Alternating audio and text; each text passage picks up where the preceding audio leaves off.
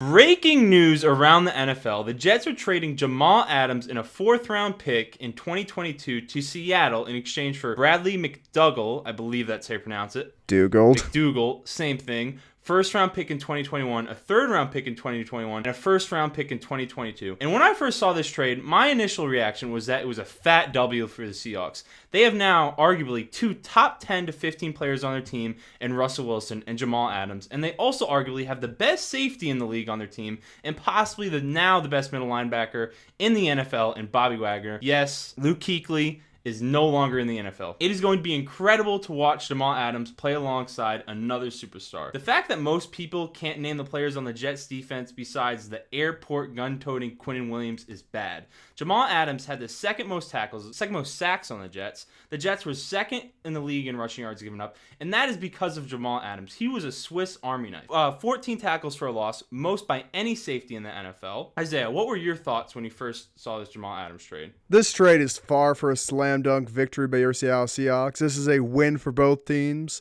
The Jets are parting ways with someone who likely wouldn't have played for the 2020 campaign at safety and are getting some nice draft capital and a starter at the same position. And while the Seahawks get one of the best safeties in the NFL, I'm still leaning towards the Jets as winners of this trade. They got something for nothing, basically. 2 first-round draft picks, which will be great down the future for a team which has been rebuilding for as long as I can remember, and a safety who's going to start for them and play well. And they don't have to pay record-breaking money for a safety. Well, it's not nothing. The Jets didn't trade them nothing. All they could in order to fix the problems they had with Jamal, all they had to do was pay the man.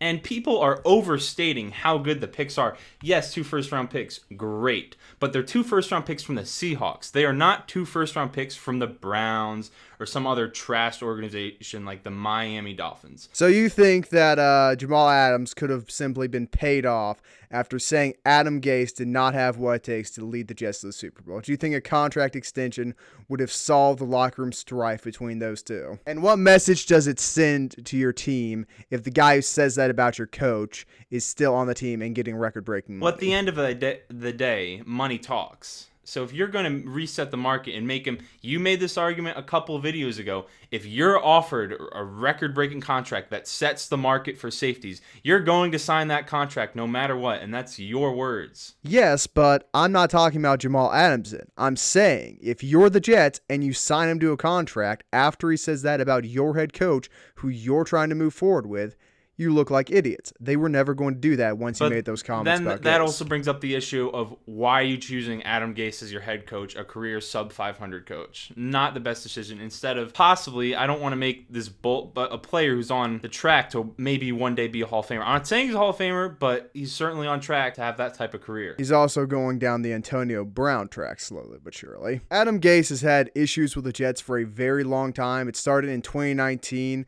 when he was angry. He quote-unquote got shopped by Joe Douglas, the Jets general manager. And let's clear this up right now. Jamal Adams was not getting shopped.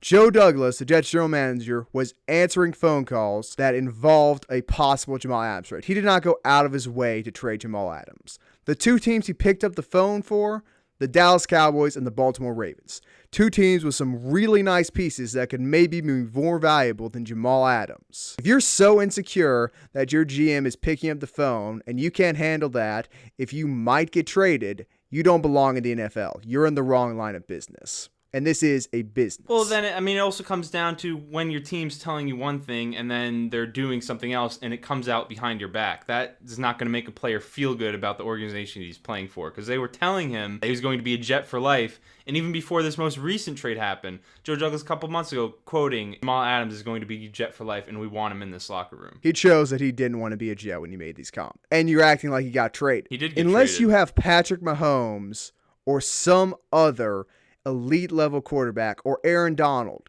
you don't just hang up the phone when another team mentions a player's name. Look at teams like the Dallas Cowboys, who got amazing draft capital in the 80s after they traded away star player Herschel Walker to the Minnesota Vikings. No individual player, no matter how great they are, is comparable to amazing draft capital. You can build dynasties around that if you draft well. And if you're so insecure that you can't handle that even being a possibility, again, you're emotional and don't belong in the NFL. That's an Antonio Brown move. Addressing the draft capital kind of going on what I was talking about before, over the last 5 years, the Seahawks' average first-round pick is 24.6, and that also accounts for all the trades they've made and where their pick would have been. So it's not like they're going to have a high pick, and with Jamal Adams on the Seahawks team, the roster only gets better. Yes, they lost to Jadeveon Clowney, but Jadeveon Clowney had a tendency to get injured, and he didn't produce a high amount of sack numbers. So their team's going to be better next year, and the picks aren't going to be that great. And the third round pick? The picks they got are first round picks. Is more of like there a are more than round one pick. round in the draft. They are first round picks, but then it's not first round picks in the same draft too. I know, but you still have them layered over multiple years. You're gonna have 2 first round picks for the next 2 years. I mean, hopefully Joe Douglas is a better GM than previous Jets GMs, but the Jets don't exactly have the best draft history. Exactly, the Jets, not Joe Douglas. You're making an assumption that they're going to misdraft, and if they do, it'll be a bad trade, but not that bad because Jamal Adams clearly did not want to play for the organization. You are still glossing over the fact that he detonated a bomb on his coach in the media a few days ago and forced his way out of the organization. Once you say something like that, we'll throw the quote up on the screen. You will not play for your team. You will not play in the city probably. You will get shipped off to the opposite side of the country. There was no way he was staying a Jet.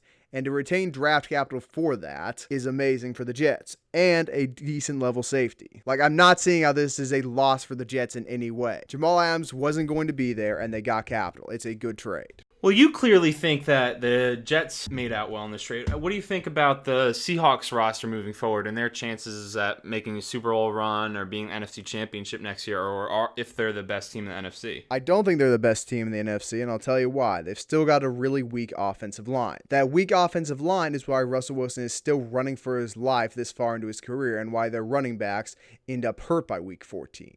You're never going to win a Super Bowl if you don't have a good offensive line. Look at the teams in the last 4 Super Bowls and point out a bad offensive line. You can't. That's still the Seahawks' biggest issue, and that's what's going to hold them back. Now, speaking of Jamal Adams, what makes Jamal Adams so special and different than other safeties in the NFL is his play in the box as a blitzer. He is an incredible blitzer and was given the green light to go whenever he saw his man stay into block last year. He is the best pass rushing safety in the NFL. That being said, some of his success is due to the Jets' blitz-heavy system allowing Adams to go whenever he wanted to. The Seahawks will probably change their system somewhat to make Adams more comfortable. But when you already have the best middle linebacker in football, I don't know how much you're going to flex around your defense. Bobby Wagner is a sure thing Hall of Famer and still in his relative prime. They're going to focus their defense around him instead of Do you Adams. remember the Seahawks defense when they had the best strong safety or in the box safety in the game in Cam Chancellor?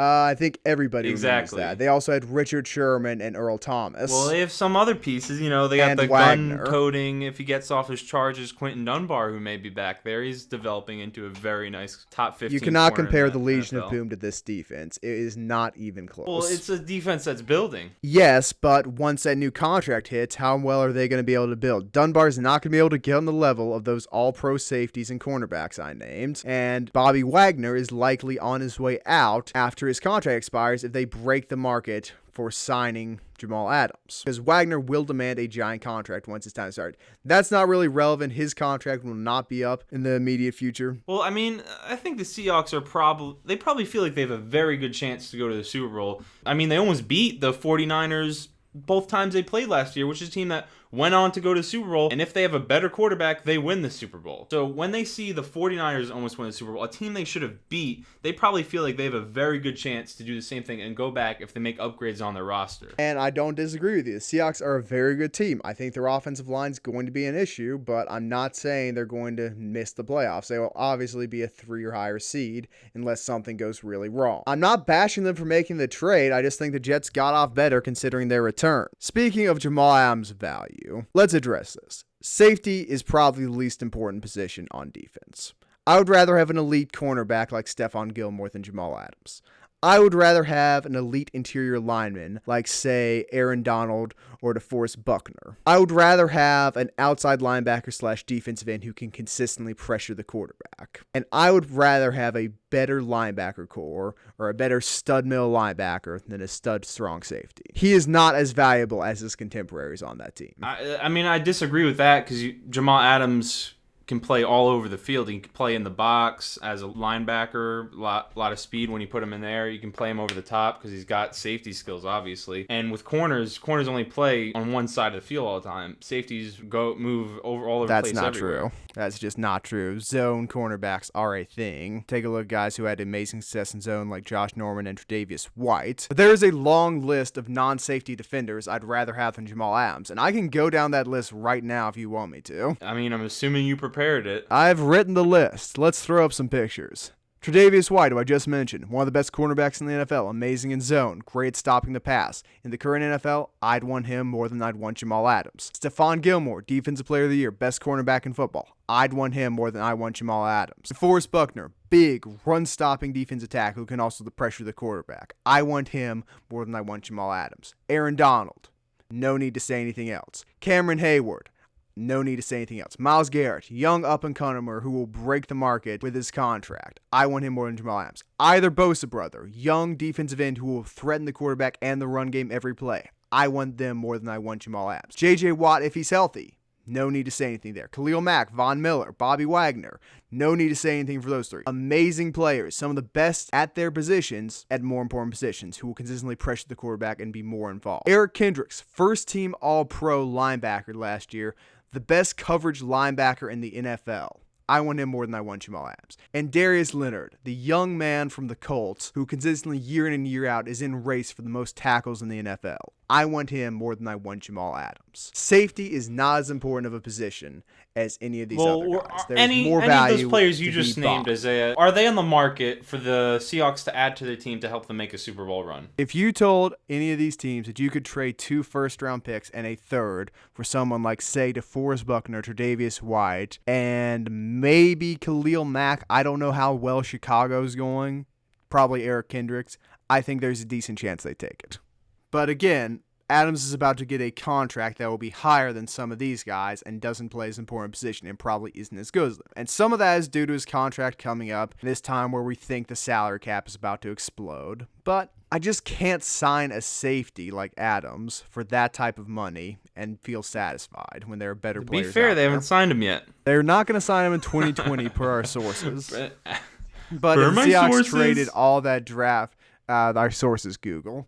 But if the Seahawks trade all that draft capital and don't sign them, they look like idiots. As we're called in the comment section often. Do you have anything you'd like to wrap the video up with, Tristan? Would you like to sing the Seahawks I have a praises message some to more? Jets fans. It is, as I said earlier, it's amusing to me that the Jets chose a career sub-500 coach over a franchise player who's only been a superstar since he stepped on the field, has relatively transformed the defense. The Jets fans and fans in general can be happy all they want about their pick haul, but they will be quiet when these picks turn into someone like Calvin Pryor from 2014, who is out of the league. Or maybe it turns into Christian Hackenberg when they try and replace the guy who's the Long Island medium at quarterback. There are so many issues the Jets have. 2 bottom of the first round picks won't fix it. There's a chance they miss and don't get a generational talent such as Jamal Adams or some high-end safety that happens every year falls to them, and then they're just replacing Jamal Adams and everyone's looking at them like, what are you doing? Their tenure as the worst team in New York, I think, will continue. And the Jets are probably going to fire Joe Douglas before he even gets a chance to make more all these wins picks. than the Giants last year, by the Hey, way. the Giants got Danny Dimes. And he led them And to the less Jets are going to wins. fire Joe Douglas before he gets to make the first round pick. Joe Douglas will be around as a general manager.